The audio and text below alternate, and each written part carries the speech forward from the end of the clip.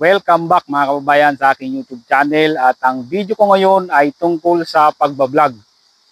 Tungkol sa mga, kung kayo ay nagbabalak mag-vlog, yung mga papunta pa lang dito, kung kayo ay nagbabalak mag-vlog ay mahalagang malaman ninyo itong balita na to.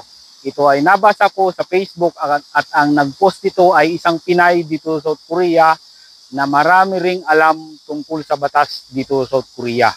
Ito ay paalala niya na dapat gawin at katulad ko, ako ay nagbablog din, di ba? Kaya nabasa ko to at gusto kong i-share sa inyo kasi may mga ginawa din akong parang mali at basahin ko tong pinost niya sa Facebook. Paalala para sa lahat ng EPS worker na nagbablog sa South Korea. Mga vlogger, napakarami pa namang vlogger dito sa South Korea habang nagtatrabaho, nagbablog Minsan ako ganun din.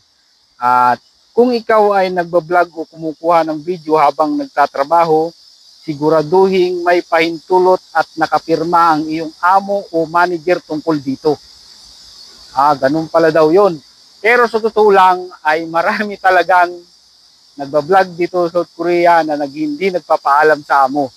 At minsan ako rin, minsan hindi na rin ako nagpapaalam. At nakikita naman ito ng ibang Koreano, binabaliwala lang naman nila, wala namang problema sa kanila, pero minsan patago din yung vlog ko. Ang importante lang kasi dito, ang mahirap kasi dito yung yung nagbablog ka na aksidente ka sa trabaho.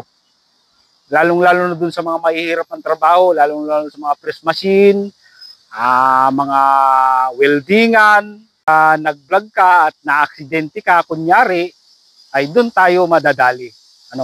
Kasi kalimitan kasi sa company ay may mga CCTV. Ngayon, pag ni-review nila yung CCTV, oras ng trabaho, nagbablog ka, na-aksidente ka, malamang, hindi ako sigurado, pero malamang ay hindi ka sasagutin ng amo mo. Maliban na lang, kung mabait ang amo mo, sasagutin niya yung mga gastos sa ospital, at babayaran pa yung amo mo.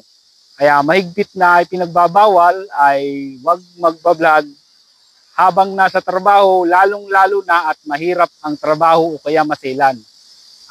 Sa akin, gumagawa din ako ng mali. Nagtatrabaho din ako, nagbablog din ako sa oras ng trabaho, pero sa totoo lang, magang naman yung trabaho ko at hindi ka naman talaga ma-aksidente ng malala. Tuloy natin.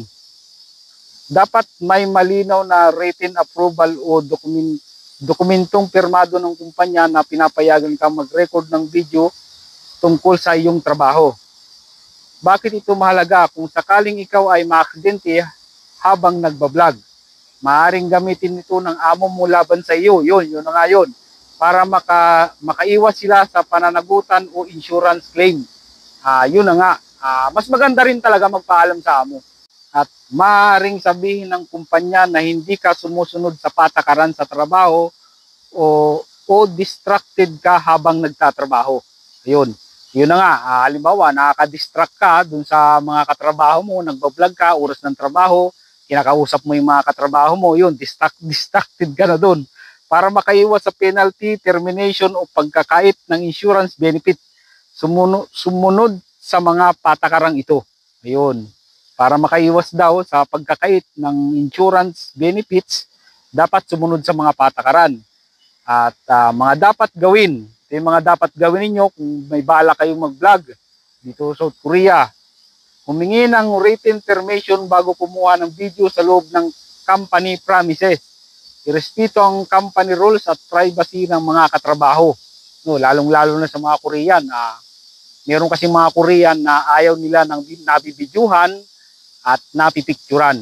Pero meron akong nakikitang magbablog dito na marami na rin silang followers at may katrabaho nga silang Koreano.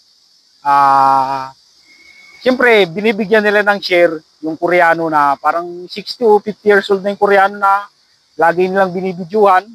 At may binibigyan nila ng pera yung Koreano kasi may share sa kita sa Facebook. Siyempre, kinausap siguro nila yung Koreano na isasama sa video sa Facebook at pinag-usapan nila yung kita kaya siguro ganun ang nangyayari. At gamitin ang content para magbigay ng inspirasyon o kaalaman, hindi para siraan ng kumpanya o ipakita ang kahinaan ng trabaho. Ayun. At mga dapat iwasan, huwag basta-basta mag-video habang nasa trabaho nang walang pahintulot. O, kailangan muna daw humingi ng pahintulot sa amo kung magbibideo, at huwag ipakita ang mga confidential na proseso o kagamitan ng kumpanya. Huwag gamitin ang break time bilang dahilan para mag-vlog sa loob ng production area kung ito ay pinagbabawal. Tandaan, protection ito para sa inyo, hindi para hadlangan ang content creation. Maingat at responsable tayong lahat, lalo na sa ibang bansa.